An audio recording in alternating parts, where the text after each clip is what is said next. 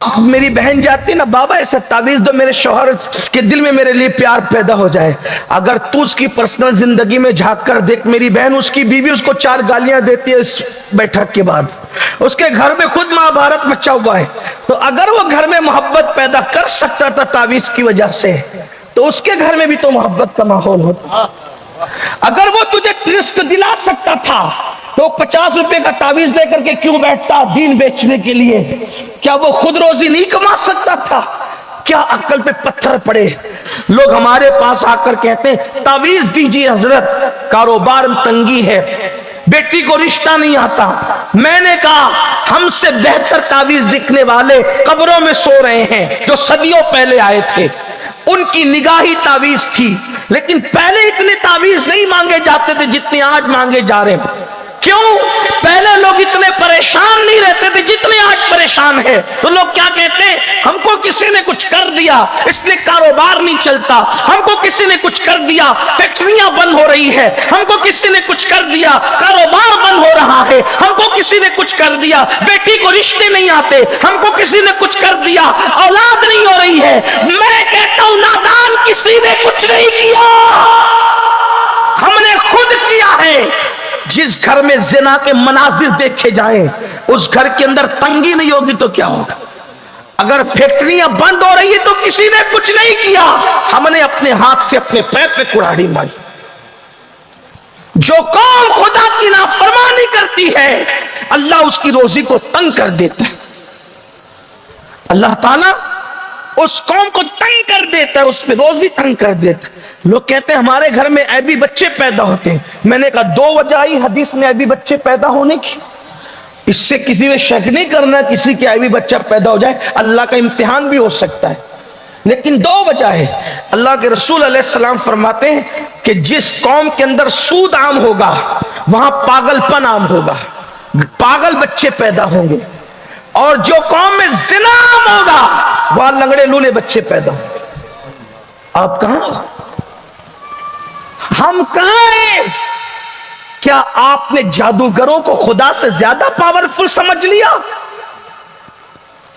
ان جادوگروں کی اوقات کیا ہے؟ میرے اللہ کی شان ہے جب تک وہ نہیں چاہتا پتہ بھی نہیں ہلتا. جادو اثر کرتا ہے لیکن اتنا بھی کہ پوری دنیا پہ جادو کی حکومت ہو گئی. اللہ کی حکومت کہاں ہے پھر؟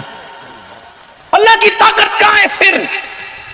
ہمارا ایمان ہے خیر اور شر سب اسی کی طرف سے ہے، لیکن اتنا جادو کو مان لینا کہ جو وہ چاہے وہی ہوگا، جو وہ کریں گے وہی ہوگا. نہیں، جو وہ چاہیں گے وہ نہیں ہوگا، جو میرا اللہ چاہے گا وہی ہوگا. اچھی طرح یاد رکھنا، اگر میرا اللہ چاہے 70,000 جادوگر آتے ہیں اور ایک اللہ کا سچا بندہ موسیٰ کی شکل میں آتا ہے تو جادوگر موسیٰ کو کچھ نہیں کر پاتے. موسیٰ کے ذریعے سے 70,000 کو ایمان کی دولت نصیب ہو جاتی.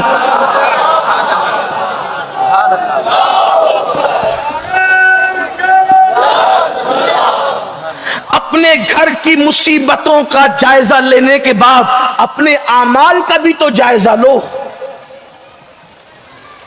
اپنے اعمال کا بھی تو جائزہ لو. اور پھر جب لوگوں کے پاس جاتے ہو تعویذ لینے، پھر تعویذ کا دھندا کرنے والے تمہیں طبیعت سے لوٹتے ہیں. قدرت کی طرف سے مار پڑ رہی اعمال کی وجہ سے ادھر تعویذ والے مزید تمہیں مار پڑواتے ہیں. اور یہ اللہ کا امتحان ہے. اللہ کے بندو، نماز سے بڑا بھی کوئی تعویذ ہے؟ مجھے بتاؤ تسی. مسلمان ہو، مسلمان بنو. یہ جملے تلخ ہیں لیکن یہ تمہاری زندگی خدا کرے بدل دیں. نماز سے بڑا بھی کوئی تعویذ ہے؟ یہ عیسائیت اور یہودیت کا مذہب نہیں ہے کہ اللہ سے کوئی اپنی عرضی نہیں لگا سکتا. اللہ سے عرضی لگانے کے لیے یا تو پادری کے پاس جاؤ، یا تو فادر کے پاس جاؤ، یا تو پوپ کے پاس جاؤ. ہمارے یہاں کوئی فادر پوپ نہیں ہے. میرے آقا نے فرمایا جب بندہ سجدہ کرتا ہے تو خدا اور بندے کے درمیان سے سارے پردے اٹھا دیے جاتے ہیں. اللہ فرماتا ہے مانگ، کیا مانگتا ہے؟ مجھے میری عزت کی قسم ہے جو مانگے گا میں تجھے عطا کر دوں گا. کیوں نہیں آتے خدا کی چوکھٹ پر؟ होते खुदा की चौखट पर, क्यों तोहमात परस्ती में मुब्तला हो। ये औरतें कहती है मौलाना मेरा शौहर मुझसे मोहब्बत नहीं करता, मेरी ननन लड़ती है, मेरी सास लड़ती, कोई तावीज दो। मैंने कहा नमाज से बड़ा तावीज क्या। अगर तावीज देने वाले ही आपके घर में सुलह करा सकते तो तावीज वाले क्यों लड़ रहे हैं अपने घर में। जरा देने वाले से भी तो पूछो। मैं सब तावीज वालों की बात नहीं कर रहा हूं, कुछ अल्लाह वाले हैं उनकी बात नहीं कर रहा, लेकिन जो धंधे करने बैठे। आप मेरी बहन जाती है ना, बाबा ऐसा तावीज दो मेरे शौहर के दिल में मेरे लिए प्यार पैदा हो जाए। अगर तू उसकी पर्सनल जिंदगी में झांक कर देख मेरी बहन, उसकी बीवी उसको 4 गालियां देती है इस बैठक के बाद, उसके घर में खुद महाभारत मचा हुआ है। तो अगर वो घर में मोहब्बत पैदा कर सकता था तावीज की वजह से, तो उसके घर में भी तो मोहब्बत का माहौल होता। अगर वो तुझे रिस्क दिला सकता था तो 50 रुपए का तावीज लेकर के क्यों बैठता दीन बेचने के लिए। क्या वो खुद रोजी नहीं कमा सकता था। क्या अकल पे पत्थर पड़े। रब्बुल इज्जत जैसा खुदा तुम्हारा रब है, कासिम नेमत मोहम्मदुर रसूलुल्लाह जैसा नबी तुम्हारा नबी कासिम नेमत है। खल्क के हाकिम हो तुम, रिस्क के कासिम हो तुम, तुमसे मिला जो मिला तुम पे करोड़ों दरूद।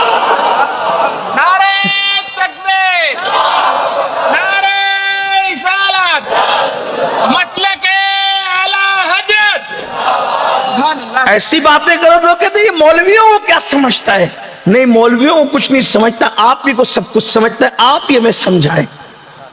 लोग कहते हैं मौलाना बरकत नहीं, फैक्ट्री चला के बरकत नहीं है। मौलवी 5,000 रुपये लेकर के शान से जिंदगी गुजार रहा है, फर्क क्या है। आपकी फैक्ट्री में बरकत नहीं, उसको 5,000 में बरकत है, फर्क क्या है। गुनाह तू कर रहा है, वो गुनाह से महफूज है इसलिए सुकून से। बस बात इतनी। आप गुनाह को समझते क्या हैं। तो अल्लाह के बंदो, सजदा हर मुश्किल का इलाज, गुनाह को छोड़ देना हर मुश्किल का।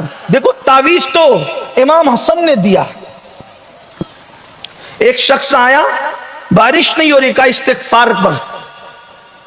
एक शख्स आया, हुजूर औलाद नहीं, इस्तिगफार पर। हुजूर खेती का मसला है का इस्तिगफार पर। सवाल 3 थे, जवाब एक ही था। लोगों ने पूछा हुजूर औलाद नहीं इस्तिगफार।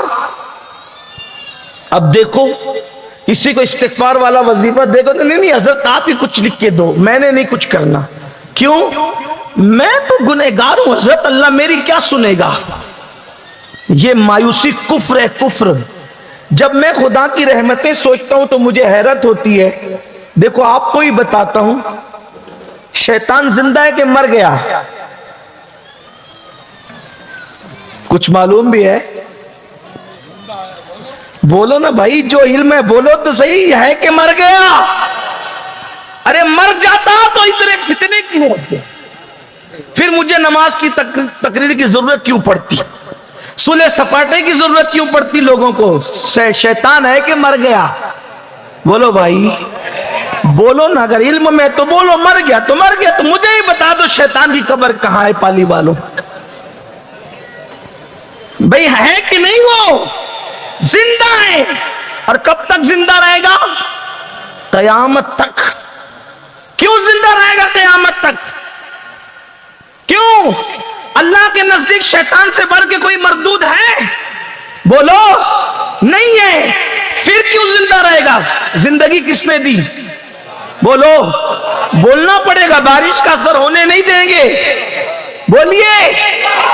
शैतान को जिंदगी किसने दी क़यामत तक, अल्लाह ने क्यों दी। जब उस पर लानत का तोग डालकर उसको भगाया जा रहा था और शैतान ने कहा था मौला मुझे तू लानती तो करार दे रहा है, लेकिन मेरी भी एक फरियाद सुन ले कि मुझे क़यामत तक मोहलत दे, जिंदा रख, जिंदा रख क़यामत तक। मेरे अल्लाह ने कहा जा तुझे जिंदगी दी। तो अब उस अल्लाह से मैं क्यों ना मांगू जो शैतान जैसे मरदूद की फरियाद रद्द नहीं करता। मैं तो उसके महबूब का उम्मती हूं, क्यों मांगते नहीं। शैतान ने मांगा ना, मिला कि नहीं मिला। जो खुदा शैतान को दे, जरा सोचो तो सही, जो खुदा शैतान को दे उसको दी, और कितनी बड़ी मोहलत दी, क़यामत तक जिंदगी दी। आप क्या समझ रहे हो खुदा की रहमतों को? हमने खुदा की कद्र नहीं की। वमा क़दरुल्लाह हक़्क़ क़द्रिह, तुमने अल्लाह की वो कद्र नहीं की जो कद्र करने का हक था। हर अरे गहरे नत्तू खैरे के पास गए, कभी उसकी चौखट पे तो आओ। अपने जैसे मोहताजों के पास गए, जरा उसकी चौखट पे तो आओ। लोग कहते हैं हम गुनहगार है, वो क्या सुनेगा? मैंने कहा जैसे वो नेकों का खुदा है, वैसे वो हम गुनहगारों का भी खुदा है। वो जैसे नेकों की सुनता है, गुनहगारों की भी सुनता है।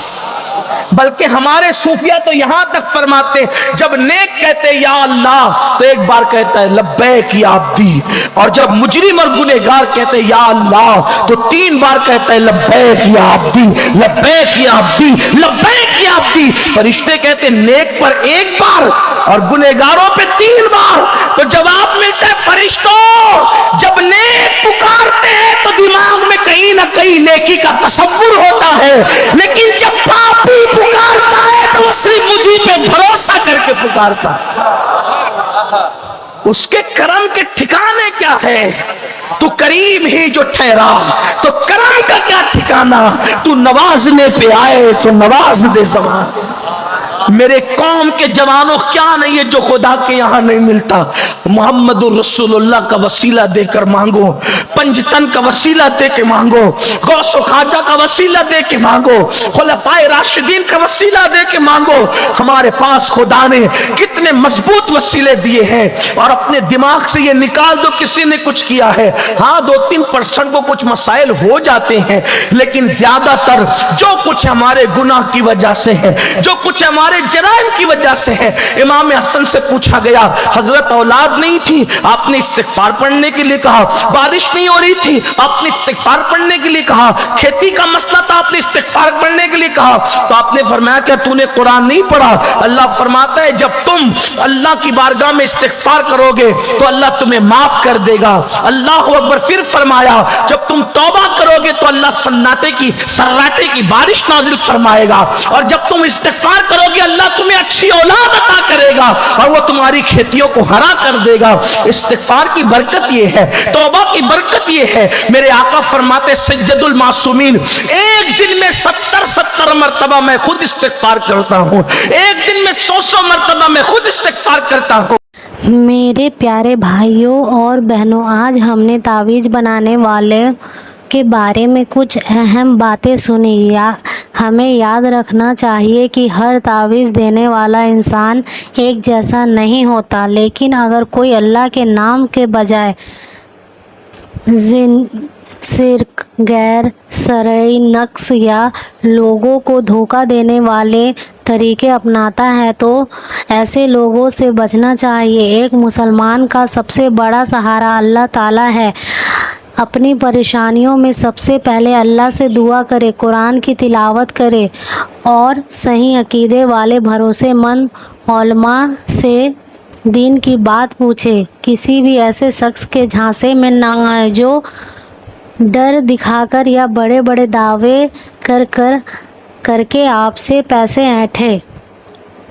अगर आपको यह बयान फ़ायदेमंद लगा हो तो इसे अपने दोस्तों और रिश्तेदारों तक ज़रूर पहुंचाएं ताकि ज़्यादा से ज़्यादा लोग सही बात जान सके। अल्लाह ताला हम सबको सही समझ और सही अकीदा और नेक अमल की तौफीक अता फरमाए। आमीन। अस्सलाम वालेकुम वरहमतुल्लाहि व बरकातहू।